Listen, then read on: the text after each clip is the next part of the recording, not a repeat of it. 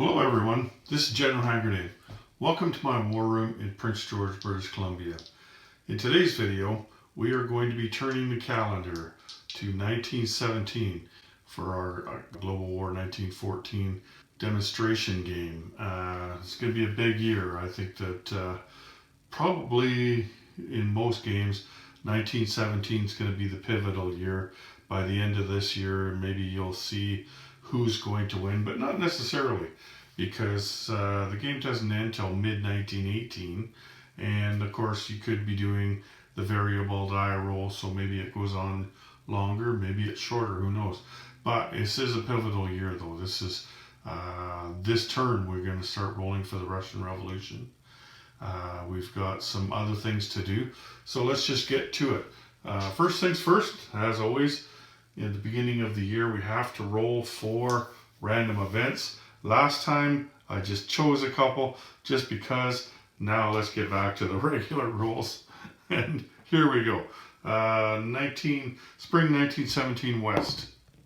1. Okay. Oh, jeez.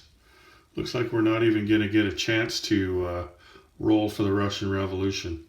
Look at that. Russia falls apart. See, I told you, it doesn't matter how Russia plays. Sometimes they're just going to fall apart. So Germany gets to choose one of these two things. First is the Petrograd formula. If the Central Powers control 7 or more Russian home territories, Russia will collapse immediately. Follow the rules to administer Russian collapse. Conduct steps B through E. Those are the steps that you do with the collapse on the Russian Revolution, or on the Russian National Refugees. So this isn't saying that necessarily they're going to fall. And B, add +2 to the Russian collapse roll this turn. So that's the one we will be going with, because when you look here, what is it? The Central Powers only control 2 Russian territories, I believe.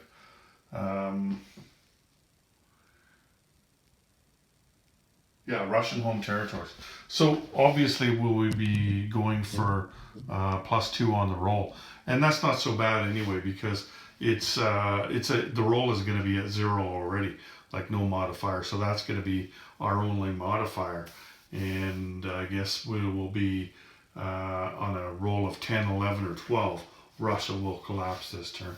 Now, if the Central Powers had 7 Russian home territories, then Germany could have chose that and said, we want you to collapse now. But this is the good thing for Russia about having such a good game like they have, is that something like this isn't going to trigger them automatically. So let's move to the East. We'll get to that roll after we're done the random events. Spring 1917 East. 1 again. Good at rolling those ones, except for when I need them. Okay, Basmaki movement. Muslims in Central Asia revolt against Russian rule. If there are no Russian units in Kazakhstan, Turkestan, add 1 neutral infantry and make it a strict neutral territory.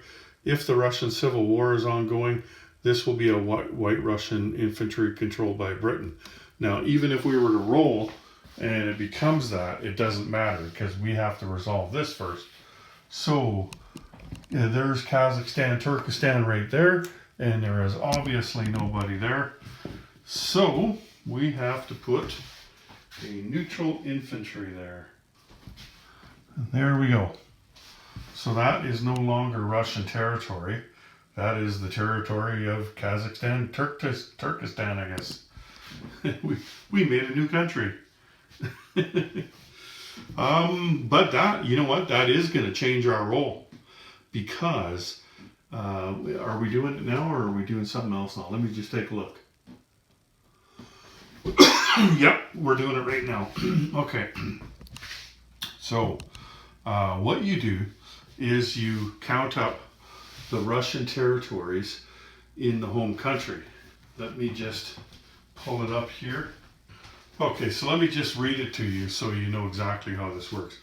Russia has a chance to collapse each turn starting in spring 1917. Germany will roll a d12. On a 12, Russia collapses and the military replaces the Tsar. Russia may only collapse once per game. So -1 for each IPP producing territory Russia has gained, +1 for each IPP producing territory Russia has lost, and +1 for each previous roll that you have made. This is our first roll, so that won't be an issue. Okay, let's go take a look. So we know there's Kazakhstan, Turkestan. That is -1.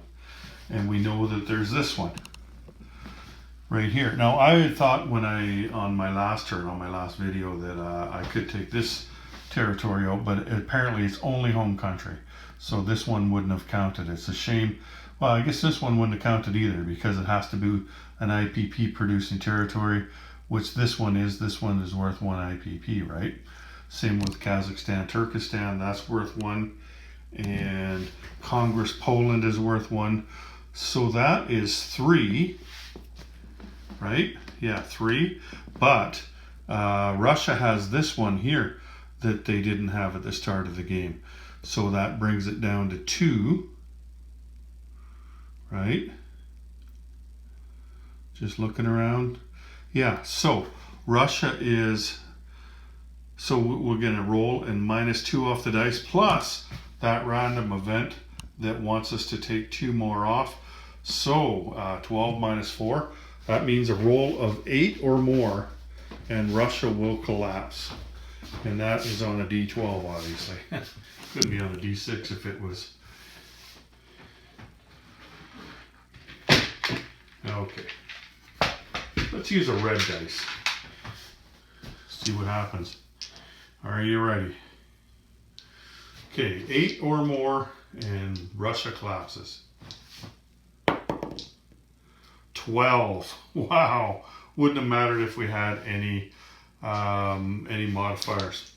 Okay, so you know what though? I gotta tell you right now, that's actually pretty good for Russia, because what we found was that if you go to revolution as soon as you possibly can, then the Central Red Army has time to get a head start taking over Russia.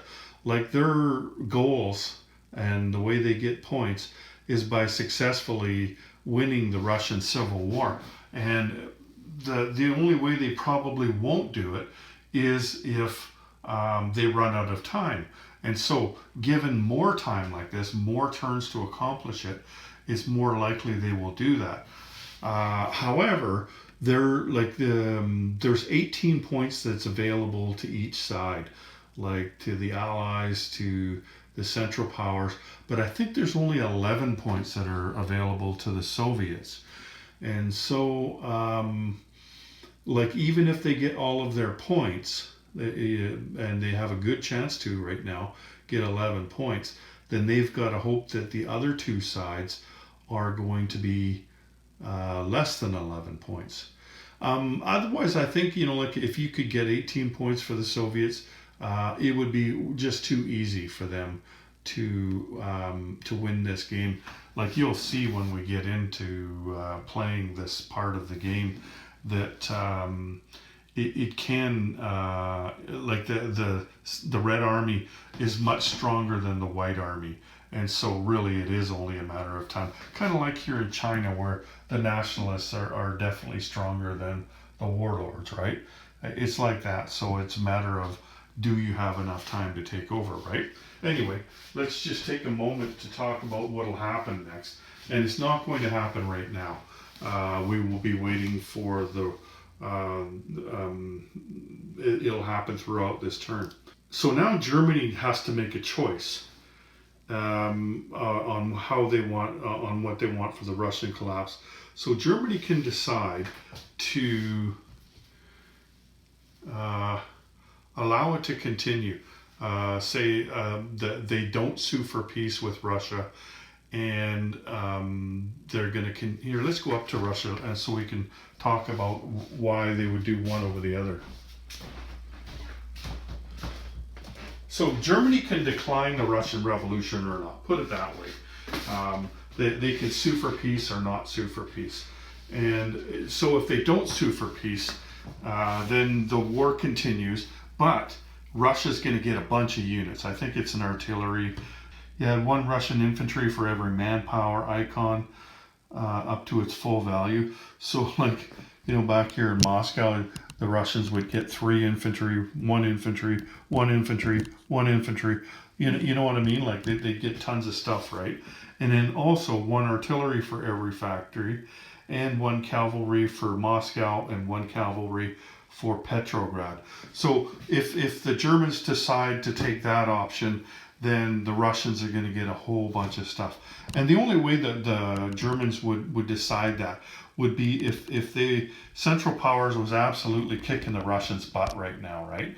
Like, let's say they did have around 10 territories. They were way up here, and they took out a lot of their manpower icons, and the Russians had hardly any units left. Well, then they could keep beating up on them, and the Russians wouldn't gain so many units, right? But they're going to get units on every single one of their manpower icons. And if the manpower icons were 2 or 3, that's how many infantry they're going to get. So that's not the option that they're going to choose, obviously, right? The other choice is Germany proposes peace and then you implement it. So this turn, Russia doesn't spend any money. They can't lend lease. They can't collect anything. They can't research technology, conduct diplomacy. Basically, there's chaos going on in Russia, and they're not even thinking about peace with Germany. They're declining peace with Germany. Germany's saying, "Oh, you go into revolution? Well, I'll tell you what, we'll have a peace treaty with you." And Russia's going, "No, we can do this, right?" They didn't really realize, I don't think, how serious it was, right? They thought that it was just some little revolt at the train station in Petrograd. Turns out it was a little bit more than that. Anyway, basically Russia does nothing. Now, during this turn, though, the Central Powers must continue to keep all units in Russia that started this turn in Russia. They have to conduct 1 mandatory offensive each against Russia for at least 1 round to convince the Russians to their peace terms. So the Russians are going, yeah, whatever, we don't think we want peace. So Germany's got to attack them, Austria's got to attack them, and the Ottomans have got to attack them. And then they, okay, we'll do peace, right? And then we'll get into the rest later. So it's next turn that everything will change. Like, the only thing that the Russians can do this turn is defend themselves and move their units around. And then when the Russian turn comes around next time, that's when the rest of this will take place. And it involves counting up all your units, and you get a certain amount of them, and there's a minimum amount that you get. And there's a setup chart for everything else that goes into Russia. There will be all kinds of stuff, lots of White Army, Czech Legion, you'll see. Anyway, so this is what's happened. Wow, that I wasn't expecting that. Anyway, it is what it is.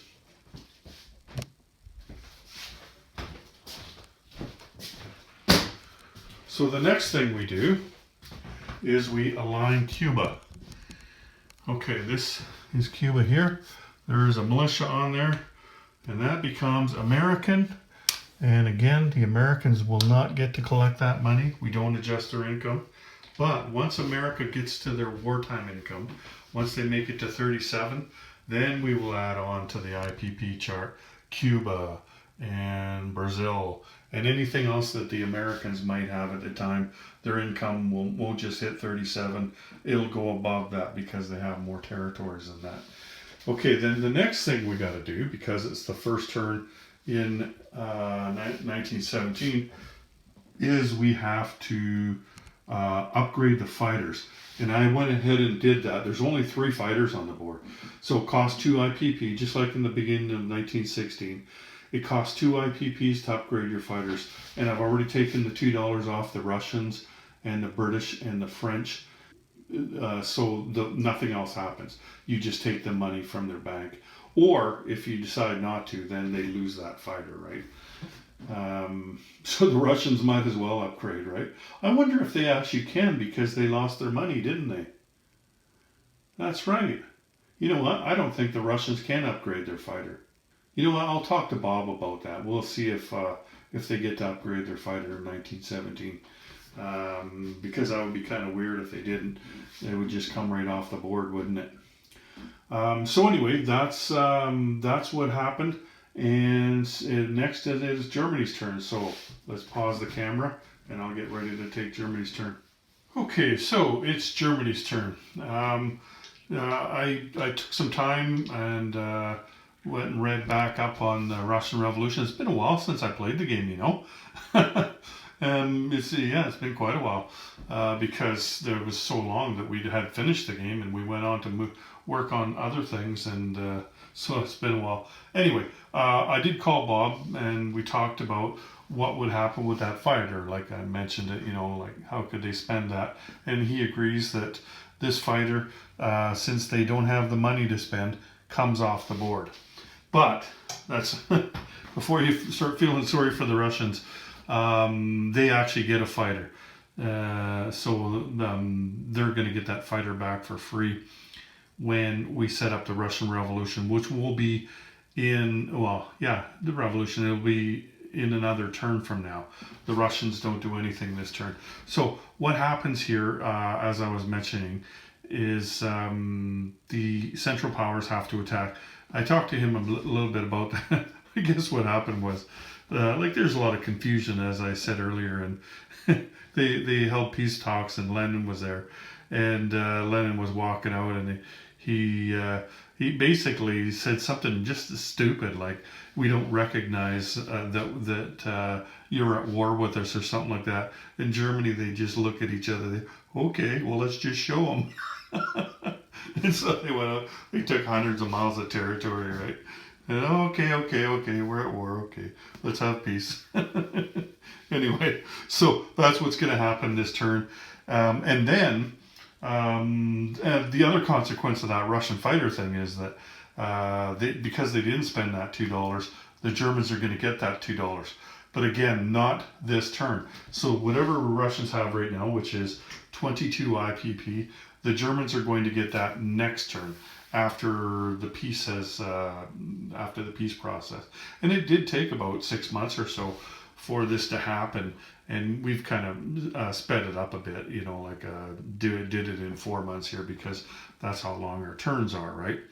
So anyway, that's it, and I'm all ready to take the German turn. There's one more thing I want to mention though, and it kind of I don't think I said anything about it, but I was wondering about it myself. Like, we have these gas markers, right? And they don't tell you what kind of gas. So the French had bought the gas marker, and then they had since upgraded the type of gas they have. But you don't just get better gas, right? Like your gas doesn't all of a sudden change itself. That's still the same type of gas. It's not on stage 2 yet. Where are we here? That's not phosgene gas. That's just chlorine gas. Whereas the Germans have phosgene gas, and I used a different marker for that. So this is a good thing about going out and playing this game and having it delayed like it is. You're probably wondering where the game is. We've had some production delays on the player aids, but hopefully really soon. Like, it's already overdue, and we know that. But anyway, one of the good things is that with me playing on the new map here and just basically tweaking everything, right? One of the things that is brought up is that we do need 3 separate markers for the 3 separate types of gas, and we're going to make some nicer ones than this. Like, these are the square acrylic markers, the 1/2-inch ones. We're going to make something more like this, right? The round markers. And you might think, well, it's going to take up more territory, but it's not really, because you have to have artillery in order to buy the gas, right? That's what uses the gas, is it goes into your artillery shells. So you would just put that marker underneath your artillery in that territory, and there you go. That's the type of gas that you have. And so it'll say the name of the gas on it. Like, we actually do have 3 colors of these chips here, but they don't tell you what kind of gas it is. And that can be kind of confusing, right? All they are is different colored ones. So we're going to make nice looking markers, and we'll have them out as quick as we can. So if you haven't bought any gas markers out yet, don't buy them, because there's some coming soon. Anyway, Germany's turn. Let's just go to the rolling here. So the Germans have 3 major factories. Okay, and where are we here? Okay, hurricane bombardment, 7. Okay, they get that one. So they're all the way on hurricane bombardment now. Wow, we're gonna have some good battles on the front. Okay, we're gonna go improve factories, missed, and improved construction. Okay, they got that one. So they go to stage 2 on improved construction. Now they've also paid for 1 die. They are going to do the Netherlands. They're going to try diplomacy here. Missed. Okay. All right. Now, now they have to do a mandatory offensive against Russia, but they're not limited to making 1 attack. Like, they could make 2, 3, 4 attacks, right? But, you know, I mean, you think about, okay, what are the positives and the negatives of doing that? So the positive is that any territory that you take, like in Russia, you're going to leave 1 unit there, and then you'll collect that money for the rest of the game. And where are we in 1917? So there's probably 5 turns left, about that, approximately 5 to, let's say, 4 to 6. So there's that much money you could collect for each territory that you take between now and the end of the game, right? Another positive would be when the Russians do take their units off, they're going to cut them in half. So whatever they have, they get half that many units. And so if you take off more Russian units, then half that many is going to be not as much. However, there is a minimum amount. Like, I think 14 infantry is the minimum they can get. So I don't think they have 28 infantry. So really, that's not a positive for us, right? The negative aspects are, like, we would like to be taking our German units and heading for the Western Front, right? But instead, we're going east with them if we decide to do more attacks than just 1, right? And then it's going to take us longer to get back. Also, there's the attrition aspect. Like, I tell you, what I'd really like to attack is Warsaw here. But Warsaw, of course, attacking a city, your infantry class are going to get +1. They've also got a couple of artillery here. And the Germans don't really have that much. The Russians have defense in depth. So this is a trench line here. So they're going to take quite a few units off us, right? And we might not even break that trench line. And so this one here is weaker, although there's more infantry. There's 5 infantry, but only 1 militia and 1 artillery. So this one would be easier to take. And then, like, you kind of got to coordinate it, right? So these guys then could take this one, right? For their territory. And then the Ottomans, of course, they're just going to take whatever they can over there, right? Anyway, so I think probably what I should do is go for this territory right here. And then when you look at this one here, this one that's in Germany, what would be the point of me attacking that one? The only thing it's going to do for me is that I'll collect 2 IPP this turn for it, right? But if I just wait, these Russian guys come off at the end of this turn, well, then I can just walk in and take it for free, right? So they're losing 2 IPP, or they're attacking this guy, and what are they going to lose by doing that? I don't know. For one thing, they're going to get further away from the Western Front by doing that. But are they going to lose? How much are they going to lose? Now you could gamble. You could say, okay, well, let's take them all in. Like if there was 5 guys here, I wouldn't even think about it, right?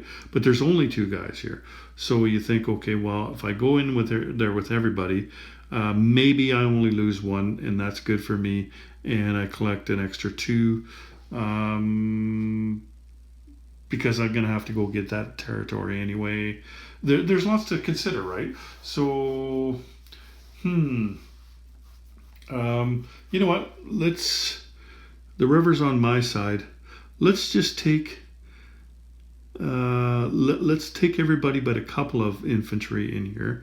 That way we can take some infantry to the Western Front. And then we're going to go with all of these guys in here. Okay?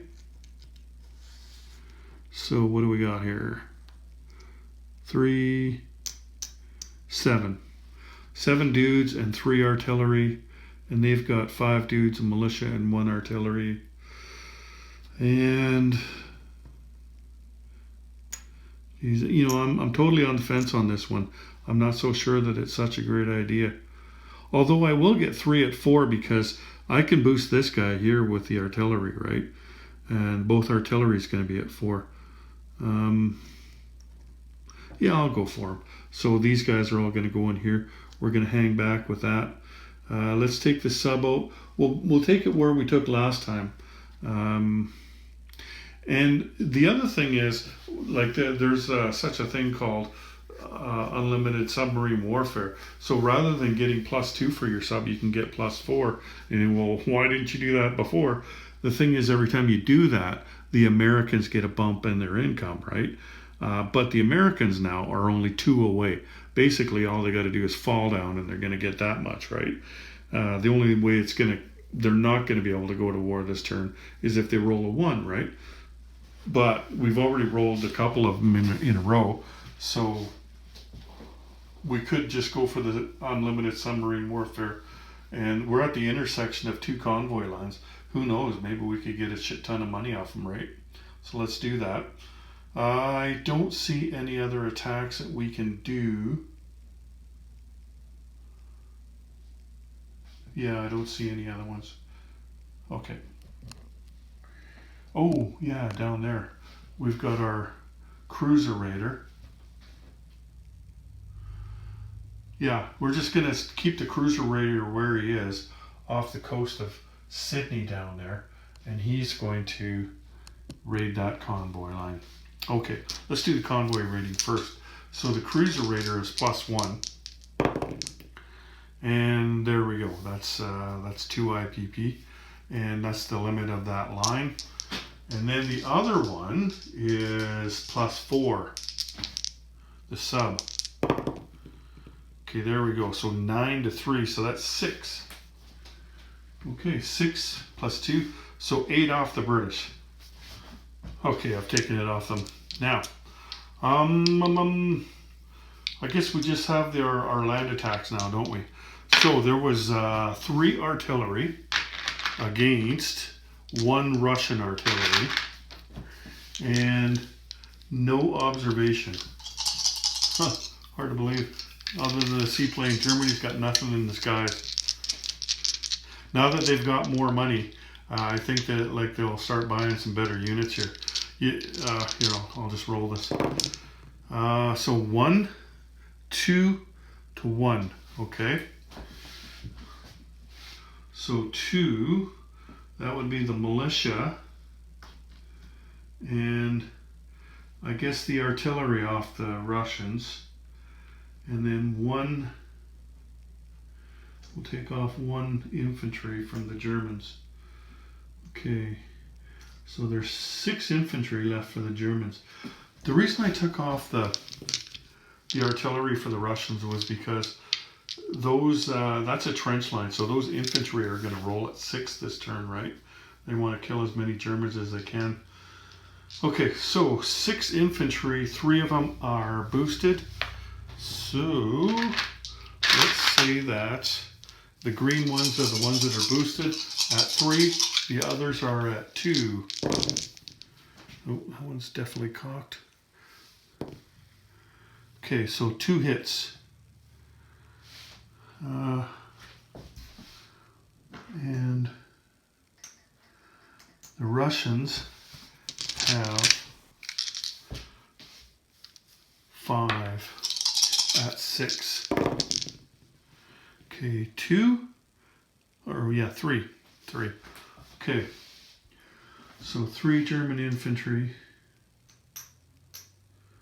Now, the Germans can stop if they want, and they've satisfied their mandatory offensive against the Russians. But that's not why we decided to attack that one. Like, if we wanted to do that, we could have just attacked that one that only had 2 guys, right? The Russians are down to 3 units, so they are they don't have a trench line anymore. So let's go again. Okay, the green one are going to be the German artillery, and the red one will be, or sorry, the black one will be the German infantry at 3. Okay, no hits. Wow. So then the Russians are only at 4 now because they don't have a trench line. Misses. Okay, same thing. Last round. 1, 2. Oh, just 2. So they didn't get the territory. And then the Russians have 3. 1, just 1. Okay. And then we've got that other territory. So there are 2 artillery at 4 for the Germans. Misses. And then they have 1 Jaeger at 4. Miss. And 2 infantry at 2 and 1 at 3. Nothing. Wow. And then the German have 2, or sorry, Russians got 2. They missed. Okay, let's try it again. So, the Jaeger and the artillery are at 4. Misses. And then they've got 1 infantry at 3 and 2 infantry at 2. Nothing. And 2 Russians. This is, holy crap. Okay, this is at 4. 1 hit. And then 1 at 3. 2 at 2. Oh, man. And then 1 Russian. 1 hit. Wow. What a colossal waste of time. The Germans did not gain any territory.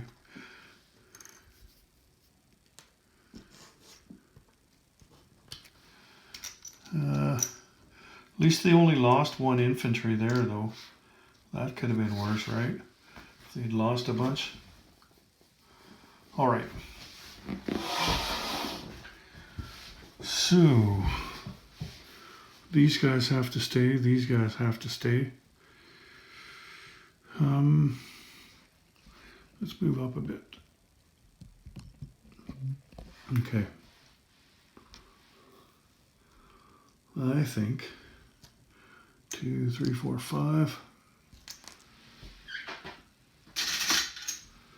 We're going to move down to the front. Oh, you know what? Before we start doing that, the Germans are going to do their artillery attrition. 1, 2, 3, 4, 5, 6. And I'm absolutely certain this time they're going to get hits. 6 at 1. And 2 at 2.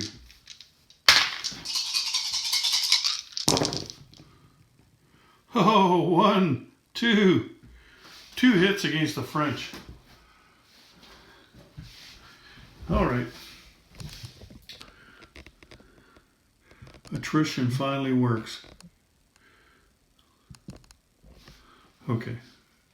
So 2 off the French. You can't see, but I'm taking them off over here. So the French are down to 24 infantry over there. Just a couple. Okay. So this guy's coming over. I think what I'll do is this guy here and this guy here are going to rail down to here in Austria.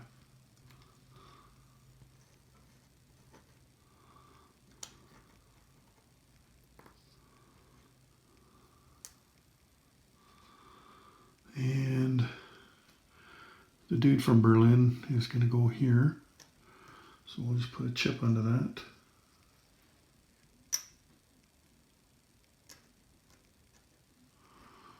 Okay. Actually, I might as well take this guy over too.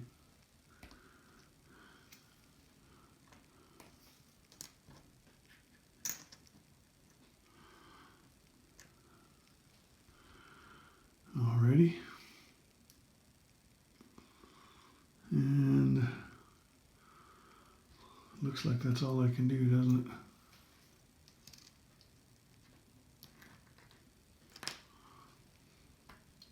Sorry. Germans went down there to throw their weight around. I'm going to put my crap on up here.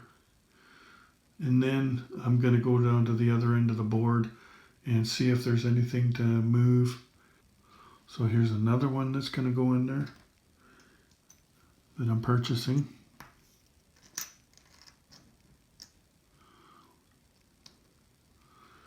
And that means I can put 2 more infantry class units in there. So there's 2 infantry.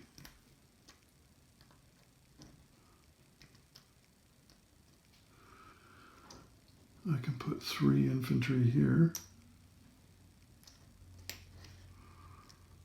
So that's 5. And I got 2 more. Let's put them in Berlin. And then I've got a sub that I'll put with the Navy.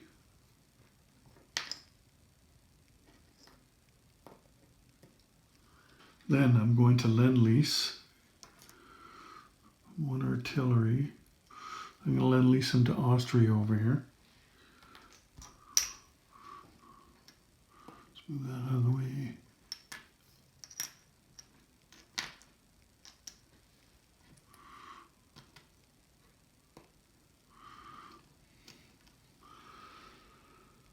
And where's the other one?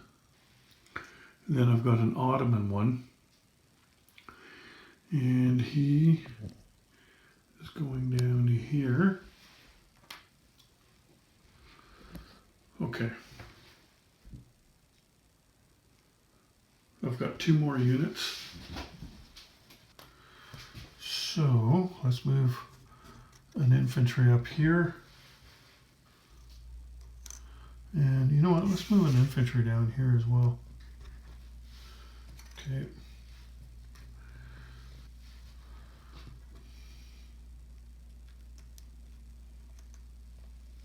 So then I'm going to place an infantry here because I have a factory and a manpower icon, and I'm going to place an artillery there at the factory. And I believe that's it. So the Germans, I don't believe they didn't gain any. Looks like they're at 34. I should do a check on that though. By my calculation, the Germans should be at +1, looking at everything on the board. So they should be at 35, 36, I guess. And then they've got bonus of 3, so that's 39. And then wartime economy, 49. You know, this has been a pretty long video because of everything that's happened already. So I'm just going to cut it off here. And you know, one quick thing or one good thing is that the Russians are not going to take any time this turn. They will be doing absolutely nothing this turn. I mean, they can non-combat move, but what would be the point? All the central powers have already gone before they do. So what are they going to move for, right? Basically, they don't do anything. So let's just cut the video off here. And tomorrow, I'll have another video out tomorrow. I've got my granddaughters coming over later in the day, so I'll do one early tomorrow, and we'll see how far we get. Take care, everyone. General Hand Grenade out.